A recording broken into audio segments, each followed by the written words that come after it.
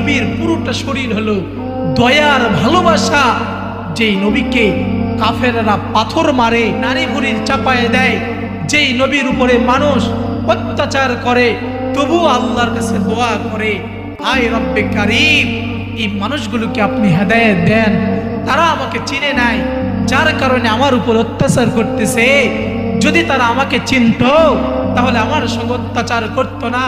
জিবরাইল আমিন এসে বলতেছে, ইয়া রাসূলুল্লাহ, শুধু অনুমতি দেন, এই তায়েফের বাসীরা যে সমস্ত মানুষগুলো আপনার সাথে গাদ্দারি করতেছে, আপনার উপর জুলুম করতেছে, এদেরকে দুনিয়া থেকে ধ্বংস করে দিব।